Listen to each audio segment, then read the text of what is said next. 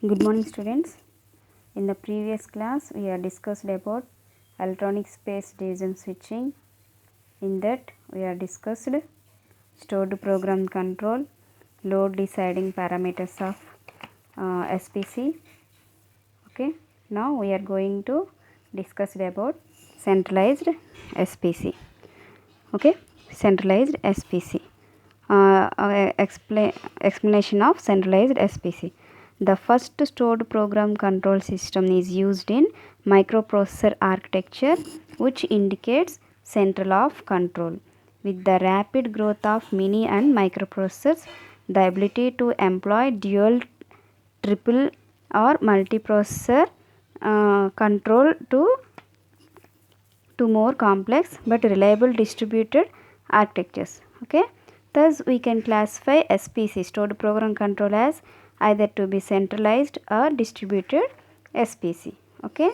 In centralized SPC, a powerful single processor replaces all the control hardware. This single processor can thousands of calls per second in parallel with some other control activities. Okay. Then next, what are the components of centralized SPC? These are the components of centralized SPC. Okay. First component is scanners. What is the function of scanner? For checking subscriber loop conditions. Okay.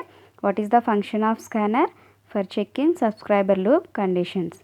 Next, second one is signal distributor. What is the function of signal distributor? To distribute signals for outgoing signals. Okay. To distribute signals for outgoing signals. Third one is maintenance console. Okay.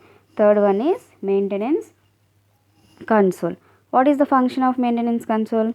For routine check of system. For routine check of system. Next, fourth one is memory. What is the function of memory? To store data related to call. Okay. Then next, fifth one is secondary storage.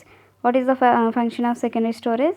To store data of program for execution and subscriber related information. Okay.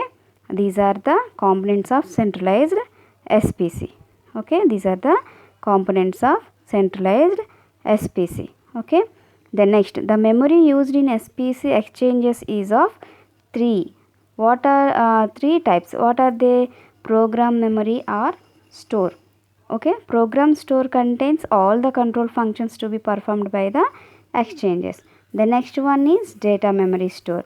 Data memory consists of all the signaling, timing, administrative and other types of data. And then third one is translation memory or store. Routing, charging, class of service are stored in translation store. Okay.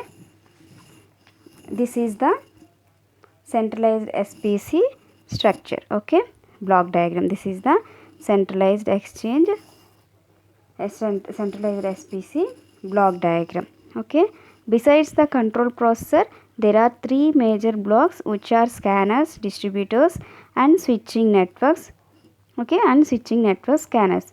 Scanners and distributors are used to transmit or receiving signaling information from the local loops from the local loops and trunks to and from the switching system.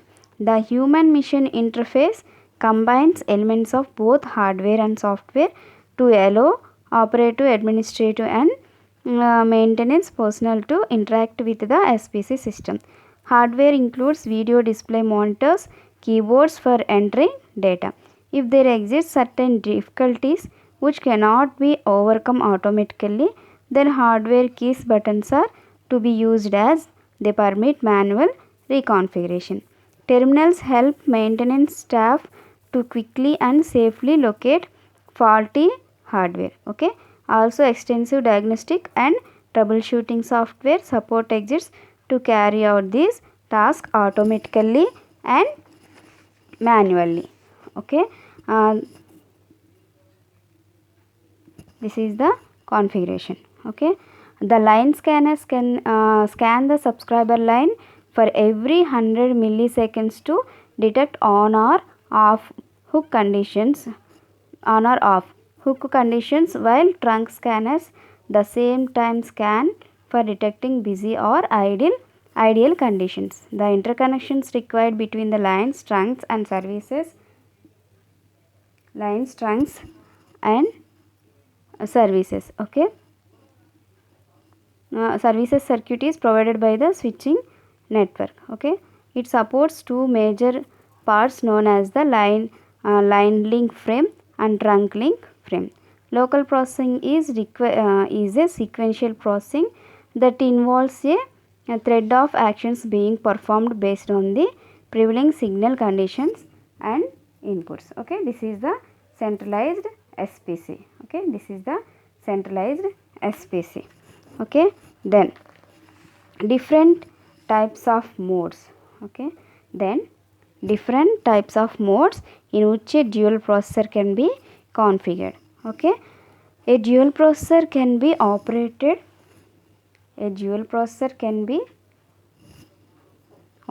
in any of the following modes. What are that modes? Standby mode, synchronous duplex mode and load sharing mode. First one is the standby mode.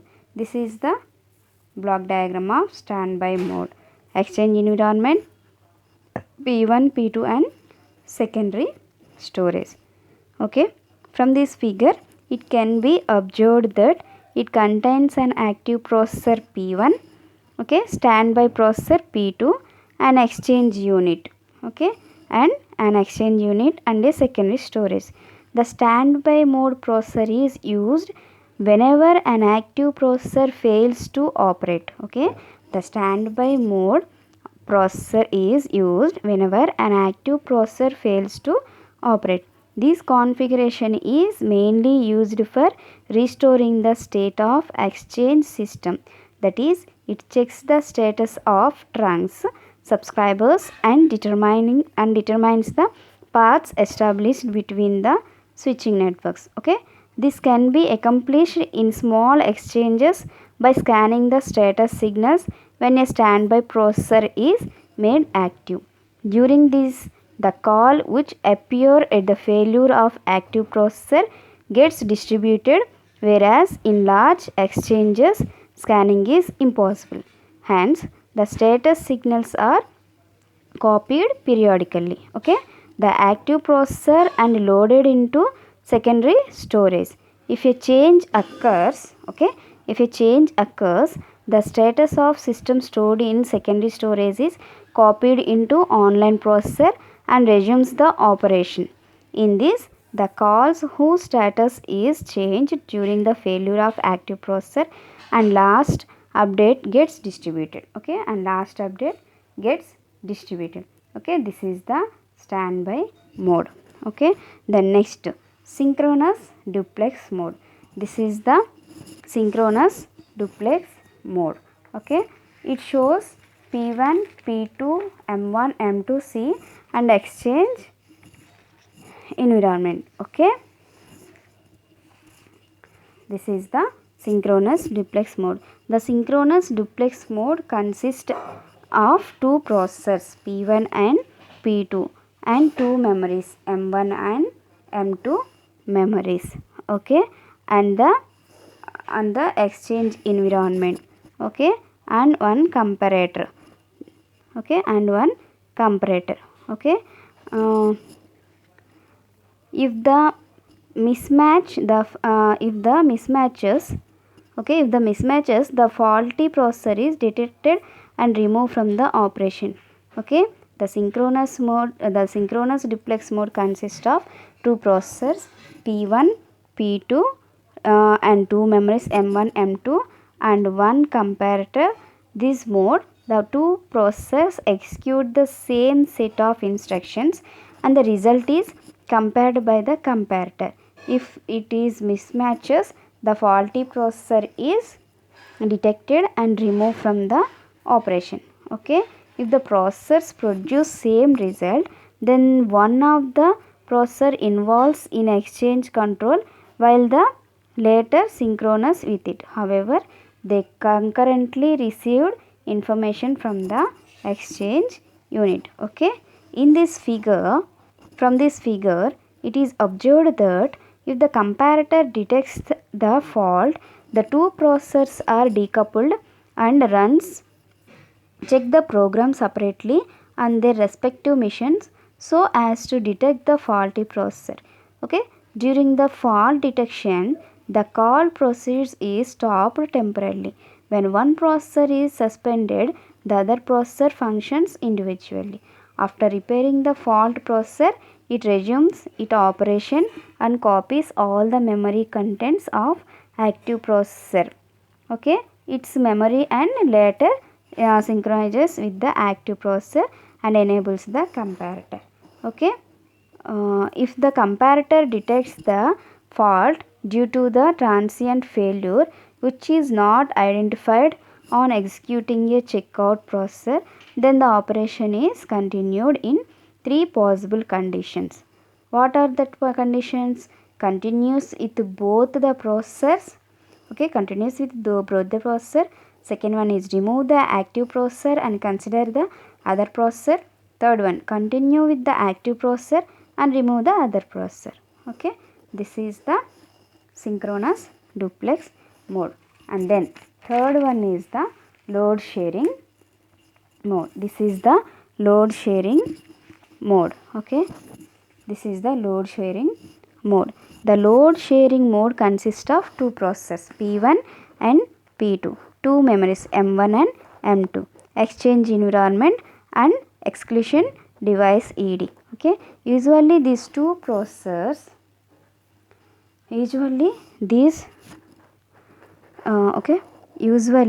two processes are in active mode and shares the available resources and the load. It operation one of the processor assigned with an incoming call randomly or in a predefined order so as to handle it through the completion of operation. Processor has an individual memory to temporarily store the call data. This data can be used redundancy purpose. Okay, the information between two processors is shared through an interprocessor link for manual coordination. Okay, and checking the status of other processor. Okay, and checking the status of other processor. When a processor fails to exchange the information, the other processor takes responsibility to handle the calls, but the calls established by the processor failure are lost. Hence, an exclusion mechanism is utilized resources calls such that the same resource cannot be used by the two processors. When a processor is utilizing particular resources, the other processor must wait until the current processor execution is completed. Okay, this is the load sharing mode. Okay, this is the load sharing mode. Okay, okay students, we are in this today we are discussed about block diagram of centralized SPC and its function, then processor, then types of modes in which a dual processor can be configured. What are that modes? Standby mode, synchronous duplex mode and load sharing mode. Okay, thank you.